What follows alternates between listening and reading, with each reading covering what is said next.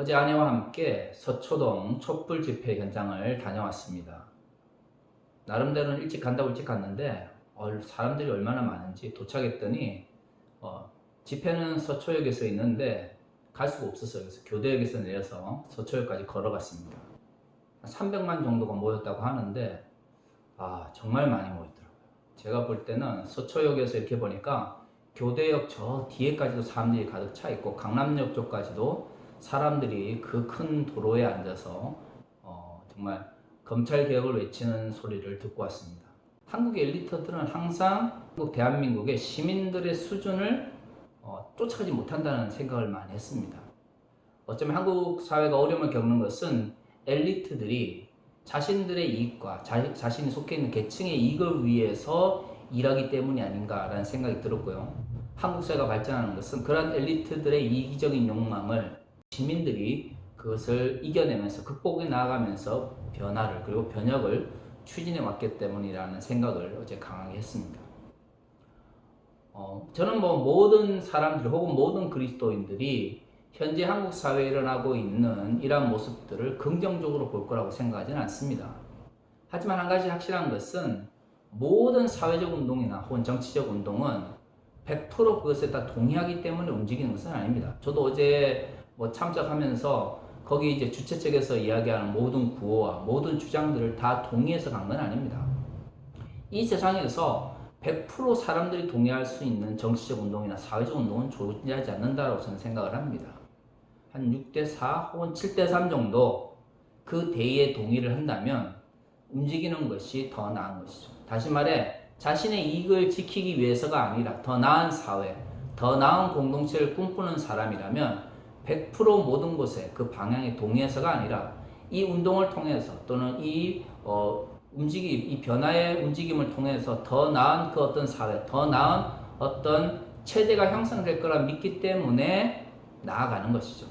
성경을 읽다 보면 그런 생각을 많이 해요. 사실 어제 교대역에서 이제 서초역을 쭉 걸어가다가 서초역 그 검찰청 그 앞에 딱 서니까 그 옆에 사랑의 교회가 보였습니다. 굉장히 저한테는 상징적이었어요. 한국 사회에서 가장 개혁이 더딘 곳이 검찰 세력이고 그 검찰 세력에 가장 가까운 곳에 사랑의 교회 같은 거대 교회가 있다고 하는 것이 왠지 오늘날 한국 사회가 안고 있는 문제점을 그대로 보여주는 정말 상징이었다고 생각이 듭니다. 한국 교회가 이 한국 사회를 변화시킬 만큼 법적으로나 윤리적으로 더 나은 것이 없기 때문이죠. 아니 지금의 한국 교회, 특히 보수적인 대형 교회들 혹은 근본주의적인 대형 교회들을 보면 이 한국 사회가 요구하고 있는 법적 윤리적인 기준보다 더 아래에 있습니다. 수준 이하인 거예요. 법을 무시하고 윤리적으로 전혀 사람들에게 영향을 미치지 못하는 상황 속에서 종교적 이야기를 하고 또한 종교적 운동을 하죠. 그리고 그 종교적 운동이 한국 사회가 나아가고자 하는 그리고 발전하기를 원하는 또 더 나아지기를 원하는 사회를 가로막는 그러한 구호들로 난무하고 있습니다. 왜 이렇게 한국교회가 이렇게 변해버린 것인가 생각을 많이 하게 되는데요. 저는 오늘 말씀을 읽다가 그 이유를 알게 됐습니다. 자, 오늘 본문을 볼까요? 오늘 본문 바로 윗절에는 이런 말씀이 있습니다. 그들이 사도의 가르침을 받아 서로 교제하고 떡을 떼며 오로지 기도하기를 힘쓰니라. 자, 우리가 지금까지 오순절 베드로의 설교를 살펴봤는데 오순절에 성령이 임하고 나서 외국어로 복음을 전하게 되는데요. 디아스포라 유대인들이 그들의 이야기를 이해하지 못하니까 베드로가 외국어로 복음을 전하게 된 이 오순절에 성령 받은 사람들 대신해서 설교를 합니다. 그들이 전파하고자 하는 것이 무엇인지, 왜 그들이 그렇게 외국어로 복음을 전하게 됐는지. 이러한 일이 있고 나서 디아스포라 유대인들 중에서 그리고 예루살렘에 거했던 많은 이들 중에서 예수를 믿는 사람들이 생기게 됩니다. 그리고 처음으로 공동체, 즉 예루살렘 공동체가 생기게 되는 거죠.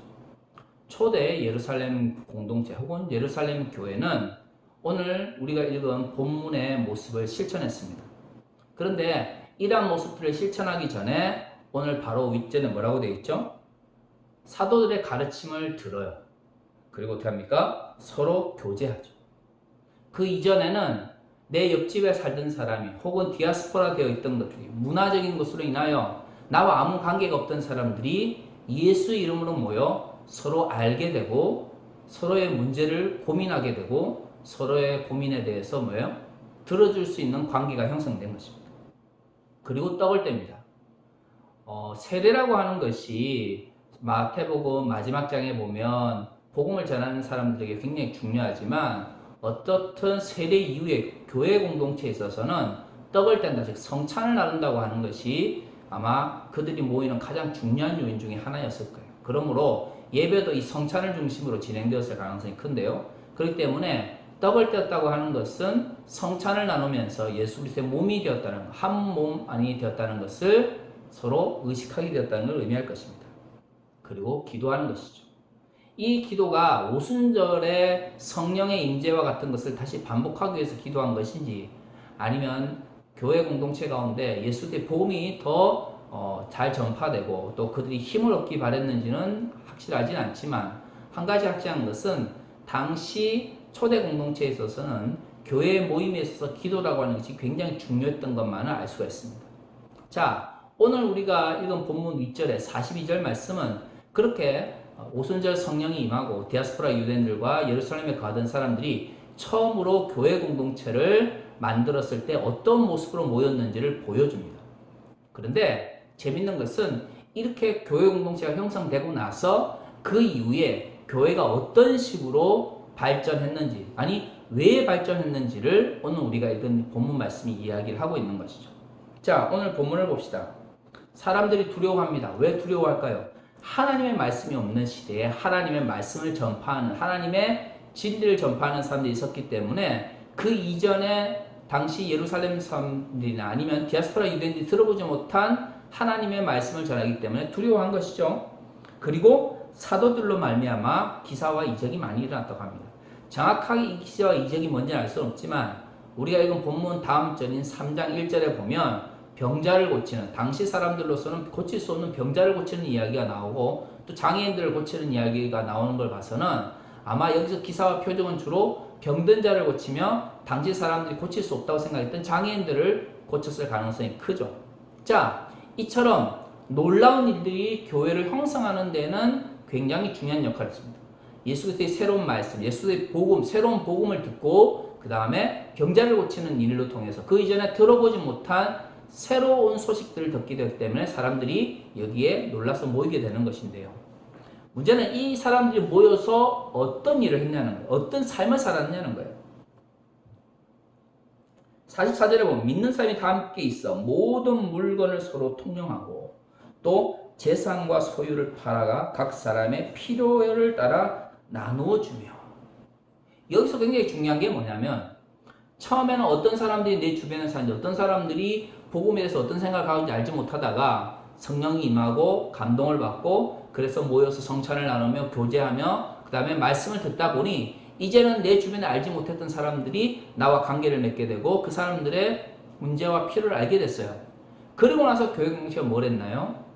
그 공동체 안에 어려움을 겪고 있는 사람들을 위해서 좀 더 여유가 있는 사람들이 자신의 물건을 나눴다는 거죠.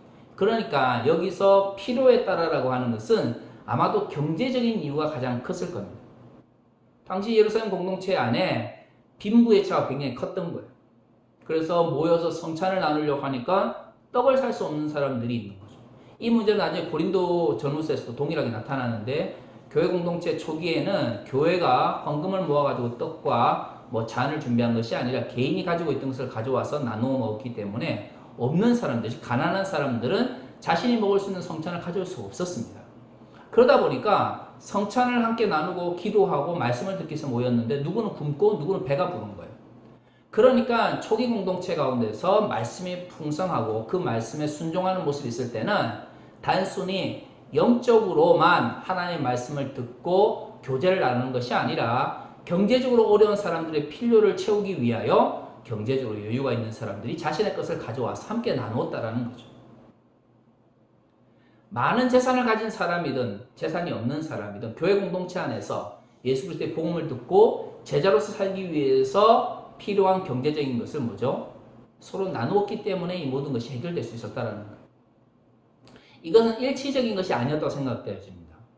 물론 아나니아와 삽비라 사건 때문에 이러한 모든 것을 통용하고 이렇게 함께 나누는 이 물질을 나누는 공동체가 문제 어려움을 겪게 되지만 어떻든 가부와 고아를 돕는 것을 위해서는 집사를 세우는 걸 봐서는 교회 공동체에 있어서 이 말씀을 듣는 것 그리고 성찬을 나누는 것 못지않게 경제적으로 어려운 사람들에게 경제적인 것을 채워주는 것도 굉장히 중요한 교회의 역할이었다는 걸 알 수가 있는 것이죠. 사실 교회 공동체는 캐리그마 말씀을 듣는 것과 코이노니아 교제를 나누는 것뿐만 아니라 디아코니아 서로 섬기는 것이 굉장히 중요합니다. 이 세 가지가 모여서 에클레시아 모임, 회중의 모임이 되는 것이 그리고 그것이 바로 교회입니다.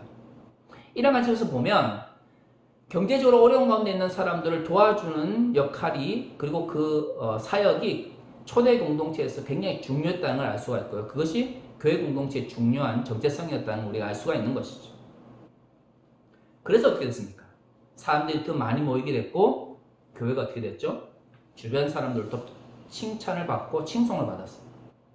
당시 예수 그리스도를 십자가에 못 박았던 많은 예수의 반대자들은 예수님의 제자들이 모여서 큰 집단을 이룬 것에 있어서 굉장히 두려움을 느꼈다는 걸 알 수가 있잖아요. 나중에 스데반 사건에 대해서 핍박을 받는 걸 보면 굉장히 적대적인 분위기가 많았어요. 그럼에도 불구하고 교회 공동체가 주변 사람들도 칭찬을 받았던 건 무엇입니까? 경제적으로 어려운 가운데 있는 사람들을 교회 공동체가 어떻게 도왔기 때문이죠. 어떻게 도왔나요? 좀 더 여유가 있는 사람들이 자신의 것을 가져다가 그 사람들의 필요를 채워주고 부자들이 자신의 재산을 팔아서 가난한 사람들을 도왔다는 거예요. 자, 우리가 여기서 생각해 봐야 되는 것은 오늘날 한국교회에서 나타나고 있는 이 영성의 문제를 한번 생각해 봐야 됩니다. 우리는 영성 그러면 대부분 영적인 어떤 성질, 영적인 어떤 성격 이야기하면서 하나님과 나와의 관계 속에서 일어나는 신비한 사건들을 많이 이야기합니다. 물론 영성이라고 하는 것은 기본적으로 두 가지 의미를 가지고 있었어요. 첫 번째는 하나님의 말씀, 이성으로 판단할 수 없는 신비한 또 다른 측면이 있다라는 생각을 했다는 거예요. 그러니까 이 영성이라고 하는 것은 기본적으로 이성으로 판단할 수 없고 하나님과의 직접적 관계와 경험을 통해서만 경험할 수 있는 그 어떤 측면 혹은 성질이 있는 거죠. 그러니까 그런 측면에서 영성은 분명 오늘날 한국 사람들이 생각하는 어떤 육적이 아닌 눈에 보이지 않는 비가시적인 어떤 초월적인 어떤 측면이 있는 것은 사실입니다. 하지만 근대적 영성신학 혹은 영성이라는 개념이 형성될 때 또 다른 측면이 있어요. 어떤 측면이냐면 그것은 예수 그리스도의 말씀을 현실 속에 실천하기 위해서 그것이 가지고 있는 말씀을 깊이 연구하는 측면이었습니다. 그러니까 이 근대적 의미의 영성 운동을 시작하신 분들은 그 예수 그리스도의 말씀을 단순히 듣고 이해하는 것이 아니라 삶 가운데 실천해야 된다라는 생각을 했거든요. 그래서 그 말씀을 실천하려고 하다 보니 이성적으로 알거나 이해하는 것만으로는 그 말씀을 실천할 수가 없는 거예요. 이성과 이해할 수 없는 측면이 있기 때문에 그 신비한 하나님과의 관계성 속에서 일어나는 측면을 영성이라고 불렀어요. 그리고 그 영성은 그 말씀을 뭐예요? 삶 가운데 적용하고 실천하기 위해서 영성을 추구한 거죠. 그런 한 가지를 확실한 것은 기독교의 영성은 기독교 초기 공동체에서도 그랬고요. 근대적 의미의 영성 운동에서도 그렇고 우리가 신비한 말씀의 측면, 신비한 믿음의 측면을 이야기할 때 그것은 반드시 뭐가 연결되어 있습니까? 그 말씀을 실천하는 삶의 실천적 측면과 연결되어 있었습니다. 오늘 한국교회에서 일어나고 있는 많은 영성 운동들을 볼 때 제가 제일 안타깝게 생각하는 것은 전자의 측면, 즉 이성으로 파악할 수 없고 우리의 이해가 다다를 수 없는 신비한 측면에 대해서는 많이 강조를 하는데 그 말씀을 실천하는 측면은 별로 강조를 안 한다는 거예요. 자, 오늘의 말씀 속에서 이걸 한번 적용을 해봅시다. 우리가 진정한 의미의 기독교 영성이라면 오늘 우리가 읽은 이 본문에 예루살렘 초대 공동체와 같은 모습이 나타나야 됩니다. 그들은 현실의 문제를 해결하기 위해서 실천했습니다. 그리고 그들이 만난 가장 첫 번째 현실적인 문제는 뭐였죠? 경제적인 빈곤에 있는 사람들을 돕는 것이었습니다. 처음에는 성찬을 나누기 위해서, 성찬을 함께 나누기 위해서 도왔겠지만 그 이후에는 필요에 따라 나누잖아요. 그래서 부자들이 자신의 재물을 파는 이야기가 나옵니다. 그 말은 처음에는 성찬을 위해서 물건을 통용하고 재물을 모았을지 모르겠지만 그 이후에는 경제적으로 어려운 사람들을 돕기 위해서 교회 공동체가 뭐예요? 노력을 했다는 거예요. 영성이라고 하는 것이 단순히 하나님과 나와의 관계 속에서 우리가 말로 표현할 수 없는 또는 이성으로 파악할 수 없는 측면만을 막 추구하는 것뿐만 아니라 그 말씀이 나의 삶 가운데 실천되어질 때 어떤 모습으로 나타나는지를 치열하게 고민하고 살아왔던 그 삶의 흔적이 있기 때문에 초대 공동체의 영성은 하나님께 기도하고 모여서 성찬을 나누는 것과 함께 경제적으로 어려운 사람들을 돕고 가난한 사람들에게 부자들이 자신의 재산을 나눠줬던 거예요. 그렇다면 기독교의 영성은 하나님을 만나서 기도하고 하나님과 교제하는 측면뿐만 아니라 나의 삶 가운데서 실천되어지는 측면, 그리고 그 실천되어지는 측면은 우리가 살아가는 이 사회 속에서 이 사회적 문제를 해결하고 그리고 특히 경제적 문제를 해결하기 위해서, 경제적 빈부의 문제를 해결하기 위해서 그리스도인들이 실천하고 참여하는 것 역시 기독교 영성에서 굉장히 중요하다는 거예요. 그런데 오늘 한국교회는 너무 전자만을 강조합니다. 물론 후자만을 강조해서 전자를 무시하면 안 됩니다. 우리가 뭔가를 나누고 우리가 사회적인 문제에 참여할 때 하나님과의 관계나 기도하는 것을 잊어버리면 그것은 그리스도인이나 아니면 기독교적이라고 하는 걸 붙일 필요가 없어요. 그것은 그냥 사회적 참여인 것이죠. 그리스도인의 사회적 참여, 그리스도인의 정치적 참여, 기독교적 사회적 참여가 되려면 그 앞에 하나님과 기도하는, 하나님과 나와의 관계를 의식하면서 그 의식을 기반으로 사회적 참여를 이루어져야 되는 거예요. 하지만 한국교회는 전자는 정말 잘한다고 볼 수, 질적으로 잘하는지는 평가해 볼 문제가 있지만 양적으로는 굉장히 잘하고 있습니다. 지금 한국교회에 필요한 것은 뭡니까? 이 사회의 문제를 해결하기 위해서 그 말씀 가운데 나를 던져 이 사회 속에서 그 말씀을 실천하기 위한 거예요. 사실 이 양자는 서로 다른 것이 아닙니다. 같은 겁니다. 하나님과 나와의 관계를 깊이 생각하다 보면 기독교 사랑이라는 것이 하나님을 사랑하고 이웃을 내 몸처럼 사랑하는 거니까 하나님을 깊이 사랑하다 보면 내가 이웃을 어떻게 사랑해야 되는지 당연히 고민하게 되어 있고요. 사람들을 사랑해서 노력하다 보면 이 사회적 구조나 정치적 체제로 인하여 고통받는 사람들의 고통에 공감하게 되고 그들의 문제를 해결하기 위해서 노력하게 됩니다. 그래 되면 그 말씀이 하나님과 관계성 속에서 풍성해진 그 말씀이 나의 삶 가운데 어떻게 실천될지 고민할 수밖에 없고요. 그 말씀을 불의한 체제와 잘못된 사회적 구조를 정하는 데 사용을 하다 보면 우리가 한계를 느끼게 되잖아요. 그래서 다시금 하나님의 능력을 강구할 수밖에 없는 거죠. 그러니까 기도와 하나님과 나와의 관계, 그 다음에 이웃을 돕고 사회적 체제를 바꾸기 위해서 노력하는 것은 서로 연결되어 있는 거죠. 하나님과의 관계가 풍성해지면 그것을 사회적 관계 속에서 실천하는 것이고 사회적 관계 속에서 그것을 실천하다 보면 다시금 하나님의 능력을 필요하기 때문에 하나님께 기도할 수밖에 없는 거예요. 근데 한국교회 지금 현실 속에서는 기도하는 것보다는 먼저 실천해야 됩니다. 왜냐하면 지금 한국교회 문제는 내가 하나님께 기도하기 때문에 내가 하나님과 관계를 유지하고 있기 때문에 사회적으로 실천하는 것, 정치 체제에 저항하는 것, 잘못된 정치 체제에 저항하는 것은 좀 하지 않아도 된다라고 하는 그러한 생각이 있어요. 이건 핑계예요, 핑계. 내가 잘못된 불의한 사회로부터 불의한 정치적 체제로와 저항하기 힘들고 그렇게 하면 또 굉장히 피곤하잖아요. 그러니까 내가 하나님과의 관계를 잘 유지하고 있다. 내가 하나님께 기도한다라는 걸 가지고 그걸 핑계를 대서 그 하나님의 말씀을 나의 삶 가운데 실천하고자 하는 이러한 것들을 하지 않으면서 하나님과 기도한다는 것을 핑계로 대는 거예요. 그러니까 이상적으로는 하나님께 기도하고 그 힘을 가지고 사회를 변화시켜야 되지만 지금 한국교회에 필요한 것은 기도는 날마다 모여서 하잖아요. 그리고 언제나 우리의 삶 가운데 기도를 강조하는 것은 우리의 삶 가운데 굉장히 익숙합니다. 이제 해야 되는 것은 뭐냐면 기도하는 것에 집중하는 것보다 사회를 변화시키기 위해 참여하고 잘못된 것에 대해서 잘못됐다고 목소리를 내야 돼요. 내가 잘못된 사회적 구조 속에서 참여해서 그것을 바꾸기 위해서 노력을 하다 보면 나의 한계를 느끼게 됩니다. 그러면 우리가 올바른 영성을 가지고 있다면 나의 힘으로 이걸 할 수 없기 때문에 우리가 만나고 있는 이 불의한 체제가 너무나 강력하기 때문에 하나님의 능력을 간구할 수밖에 없게 되어 있어요. 문제는 사회적 체제에 저항하지도 않고 잘못된 정치 체제에 대해서도 비판하지 않으면서 하나님과의 관계를 핑계로 이웃을 사랑하는 것을 멈추는 거죠. 만약에 초대 공동체가 그냥 말씀 듣고 성찬을 나누면서 있다가 가난한 사람들이 굶어 죽든 말든 아니면 부자들이 가난한 사람들의 경제적 문제를 그들의 필요를 채워주든 말든 그냥 자기들끼리 잘 살았다면 이 공동체가 그 사회로부터 칭송받지 못했을 거예요. 어쩌면 초기에는 열심으로 모였을지 모르나 이러한 사회적인 문제로가 교회 침투해서 교회가 분리될 수도 있고 사라질 수도 있습니다. 그런 의미에서 기독교의 영성은 사회 체제 안에서 실천되어질 때 그것이 더 명확해지고요. 그리스도인들은 진정한 영성을 추구한다면 잘못된 사회 체제나 정치 체제에 저항을 할 때에 거기서 나오는 것으로 뭐예요? 그것으로 인해서 나의 한계를 깨달을 때에 더욱더 하나님께 나아갈 수가 있는 것이죠.